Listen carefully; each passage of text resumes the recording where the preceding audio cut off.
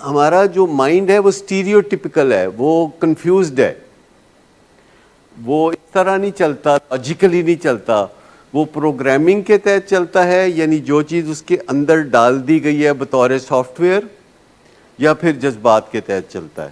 جس کتاب کا آپ نے نام لیا یا رائٹر کا آپ نے نام لیا، وہ تو فینومینل ہے، یعنی اس زمانے کی کتابوں میں سے یہ واحد کتاب ہے جو آج زندہ ہے۔ باقی جتنی بھی کتابیں ایڈکشن کی 80s اور 90s کے دور میں تھیں وہ ڈیڈ ہیں، اور بہت اعلیٰ درجے کے ایجوکیشنل مٹیریلز موجود ہیں، نمبر 1۔ نمبر 2، چونکہ میں کافی پرانا ہوں تو مجھے پتہ ہے کہ کتنی مشکلات ہمیں ہوتی تھیں 70s کے اینڈ میں، 80s کے تھرو آؤٹ، اور 90s میں بھی، اور پھر مشکلات تیزی سے کم ہونی شروع ہوئیں اور کام کرنے کا مزہ آنے لگا، کیونکہ جب آپ کو رستہ ملنا شروع ہو جاتا ہے کام کرنے کا تو پھر رستہ بناتے بناتے آپ کو مزہ آتا ہے۔ لیکن ایسا نہیں ہے کہ کوئی پیچھے رہ گئی ہے ایڈکشن کی سائنس یا سیکیٹری، دیگر جو میڈیکل سائنسز ہیں ان سے بڑھ چڑھ کے اور کچھ آگے موجود ہے ایڈکشن کی سائنس، اور ہمیں پتہ نہیں ہوتا کہ ماضی میں کیا مشکلات تھیں جو کہ حل ہو گئی ہیں۔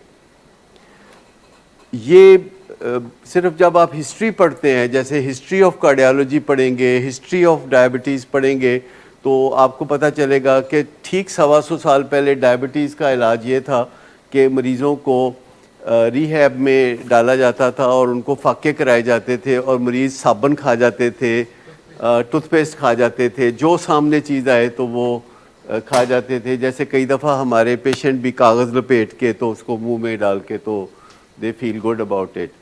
تو یہ چیزیں فرق تو بہت ڈیفینیٹلی پڑا ہے۔ انٹرونشن نے بہت ترقی کی ہے، حتیٰ کہ جو انٹرونشن کی جو بکس ہیں 1985 کے قریب کی، وہ بہت ریڈیکولس لگتی ہیں ہمیں ہر وقت۔ پرانی جو کتابیں ہیں، چونکہ میری لائبریری میں یہ سارا اسپیکٹرم ہے، 15,000 کتابیں ہیں، تو کبھی کبھی جب میں کوئی پرانی کتاب نکال کے دیکھتا ہوں، کوئی پیراگراف پڑھتا ہوں تو وہ ریڈیکولس لگتا ہے، اور اس کے مقابلے میں جو 2018 کی یا 19 کی یا 20 کی کتابیں ہیں تو ان کو پڑھ کے دل کرتا ہے کہیں واہ واہ کیا بات ہے، جیسے شاعروں کو نہیں لوگ کہتے کہ واہ واہ کیا بات ہے۔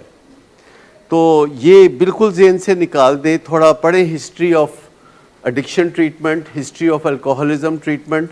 اگر آپ پڑھیں گے تو آپ کو پتہ چلے گا کہ بہت ساری آسانیاں کثرت سے پیدا ہو چکی ہیں، لیکن ایک ایشو ہے جس میں ابھی بھی ہمیں بہت مشکلات کا سامنا ہے، وہ ہے سٹگما، کہ ہر وقت ہمارے جو کلائنٹس ہیں وہ پرائرٹی نمبر 2 پہ لگے ہوتے ہیں، پرائرٹی نمبر 2۔ دیکھیں آپ کو کتنی فرسٹریشن ہوتی ہے، آپ کو کتنی فرسٹریشن ہوتی ہے جب آپ کا بچہ پڑھائی کی بجائے کچھ اور کر رہا ہوتا ہے۔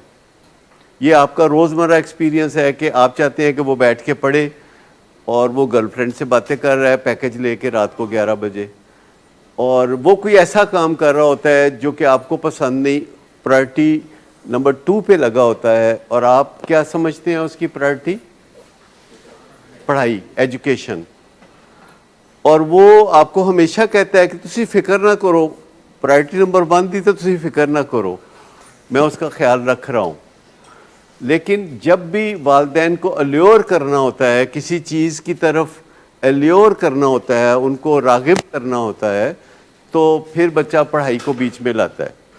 وہ کہتا ہے میری پڑھائی دا کی بنے گا، تسی میں انڈور کرایا ہے تو وہ میرا امتحان دا کی بنے گا اگلے مہینے۔ اور والدین پھر جو ہے ان کو وہ فوراً ذہن میں آ جاتا ہے کہ پڑھائی بہت اہم ہے اور اس چیز کی طرف توجہ دینی ہے۔ لیکن یاد رکھیں priority number 1 which is widely important goal, اور پرائرٹی نمبر 2 جو کہ وائڈلی امپورٹنٹ نہیں ہے، اٹ کین ویٹ۔ تو غور رکھیں کہ کب پرائرٹی نمبر 1 جو ہے وہ آپ نے اچیو کر لیا ہے اور پرائرٹی نمبر 2 پہ شفٹ ہونا ہے۔ اور آپ کی زندگی میں ہمیشہ پرائرٹیز ہوتی ہیں جن کو کلیئرلی ویزیبلی دیکھنا ضروری ہے کہ یہ پرائرٹیز ہیں۔ اور جو وائڈلی امپورٹنٹ گول ہوتا ہے اس کی ڈیفینیشن کیا ہوتی ہے؟ ویری سمپل، کہ یہ وہ چیز ہے کہ اگر آپ نے حاصل نہیں کی تو پھر جو کچھ بھی حاصل کریں گے وہ بیکار ہے. یہ ایسی چیز ہے کہ جس کے بغیر آپ جو کچھ بھی اچیومنٹ کر لیں وہ سب بیکار ہے.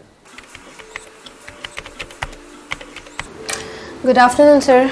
گڈ آفٹر نون. سر ایک کلائنٹ بہت دیر سے آپ کا انتظار کر رہے ہیں. کیا تمہیں کس نے کہا تھا اپائنٹمنٹ دینے کو؟ سر کل شام آپ ہی نہیں تو کہا تھا. جھوٹ بولتی ہو تم. میں نے تمہیں کب کہا تھا؟ تم سب جھوٹ بولتے ہو مجھ سے.